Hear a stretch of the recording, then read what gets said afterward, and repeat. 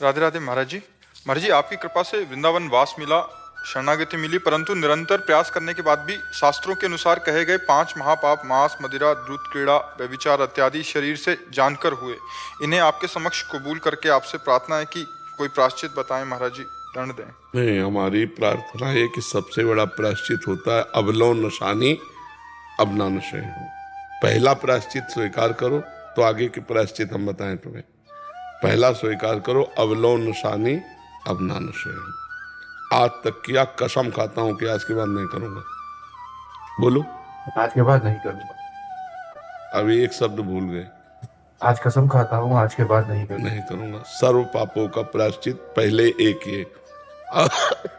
दूसरा, भगवान से प्रार्थना करो कि भगवान मुझे इतनी सामर्थ्य दो कि मैं एक संत के आगे कसम खाया कभी मैं भूल न कर बैठूं। तीसरा, नाम जप करो।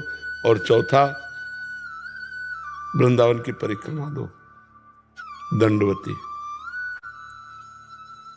एक परिक्रमा दंडवती दे दो, ठीक हो जाएगा। ठीक है महाराज जी, दंडवती परिक्रमा आपने बताई है, अगर वो एक ही दिन में करनी है या नहीं? एक दिन में तो हो ही नहीं सकती ना, वो क्रम बाई क्रम होती है। जितना 2-3 दिन आराम आराम से लगाइए और जितने में लगाइए तो उसको फिर आगे मत क्रॉस कीजिए। पीछे जा सकते हैं आप, आगे नहीं जा सकते। राइट में इष्ट देव है इसलिए थूक नहीं सकते, लघु शंका नहीं कर सकते।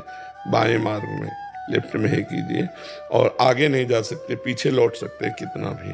तो ये कम से कम 7-8 दिन की साधना है, एक दिन में थोड़ी हो पाएगी।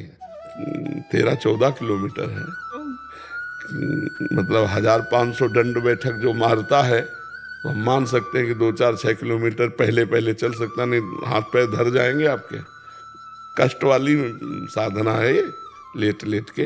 तो 7-8-10 दिन लग सकते हैं, आराम आराम से लगा लेते। महाराज जी कह रहे हैं कि इनका विवाह हो गया, फिर उन्होंने धर्म पत्नी का विवाह हो गया? नहीं, इनका विवाह हो गया, धर्म पत्नी है। हाँ, ऐसे बोले। बट महाराज जी इनका दूसरा हो गया, वो आ गया है। इन्होंने छुपकर बांडीर वन में दूसरा कर लिया। नहीं, गलत है, ये गलत है। हर चीज को प्रायश्चित नहीं किए जाते, कुछ दंडनीय अपराध होते हैं। ऐसा कैसे? किसी को पाणी ग्रहण किया फिर दूसरी स्त्री से क्यों आप लगाव किए? 7-8 साल पहले प्रेम प्रसंग हो गया था जिसमें। तो आपने अपनी पत्नी को बताया पाणी ग्रहण करते समय कि मैं तुम्हें जब स्वीकार कर रहा हूं तो मेरी स्वीकृति एक लड़की है, तो फिर अपराध क्यों, दूसरे के साथ खिलवाड़ क्यों कर रहे हो? इसके लिए कोई प्रायश्चित नहीं, इसके लिए जलना होगा, इसका दंड भोगना होगा।